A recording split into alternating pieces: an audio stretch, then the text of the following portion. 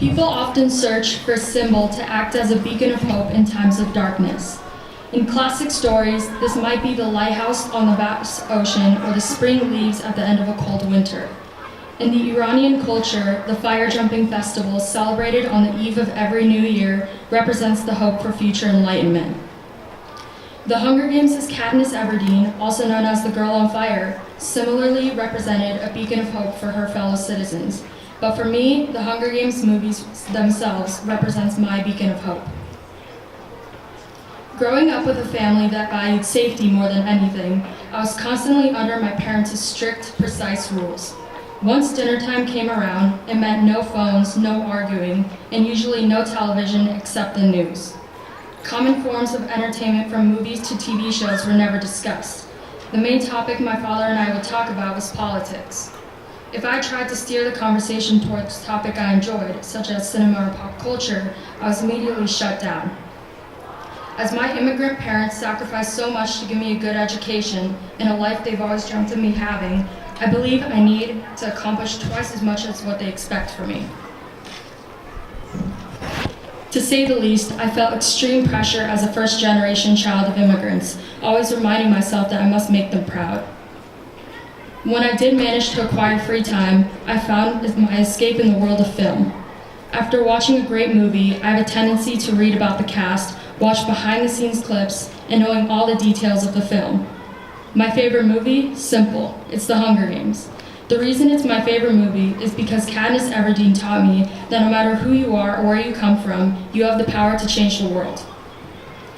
As someone who sometimes felt powerless in my family conversations, this idea excited me. The Hunger Games felt like my passion and my safe place where I found love and enjoyment. Unfortunately, as I showcased this excitement at home, I got made fun of by my own family members, ending with them always saying that I need to stop obsessing over a movie. I was disappointed to learn that even my closest friends similarly showed no interest in my passion. Nevertheless, I wouldn't let my family and friends discourage my unique interests. So, as most people do nowadays, I turned to Instagram to find people who enjoyed the franchise just as much as I did. I soon realized that I could create my own network of fans, that I could be the leader of a world of like-minded film lovers.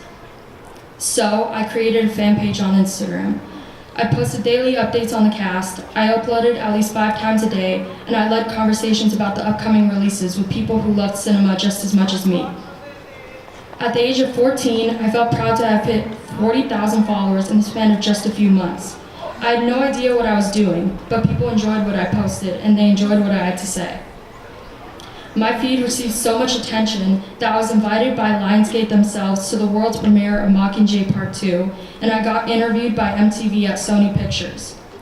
Not only did Lionsgate invite me to Mockingjay's premiere, they sent me gifts almost every month and invited me to the premiere of the Oscar-winning film La La Land, starring Emma Stone and Ryan Gosling. At this premiere, I ran into the CEO of Lionsgate, John Faltheimer, who literally remembered my name from when I first met him months prior. After talking to Josh Hutcherson, who plays one of the main characters in the film at the Mockingjay Part 2 premiere, he told me he was impressed by what I've accomplished, and I was personally invited by Josh himself to his charity volleyball game he hosted to help promote the nonprofit Straight But Not Narrow, an awareness campaign that helps teens realize that we're all different and we believe that those differences make us interesting. It's a big coincidence that this specific nonprofit helps us see each other's unique interests, which is the same thing I have believed in after sharing my love and excitement for a movie that most people don't care about. When helping Josh out, I met people I still keep close contact with who are also passionate about cinema. The power of communications is fascinating, how it's possible to connect with people across the globe and how this can transcend different cultures and generations.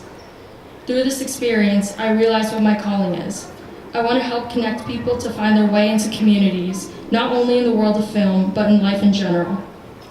While the Instagram page was eventually pulled down, it taught me many different lessons that I hope to share with everyone I meet.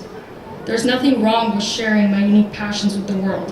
It's who I am and I will not hide. Perhaps most importantly, I've learned a crucial life lesson. It's okay to be weird and have unique passions. You should embrace them. I believe that a simple interest can connect you with thousands of others to make you feel like you're not alone. I believe in this quote by Emmy winner Lena Waithe, that the things that make us different, those are our superpowers. Go out there and conquer the world, because the world wouldn't be as beautiful as it is if we weren't in it. Thank you.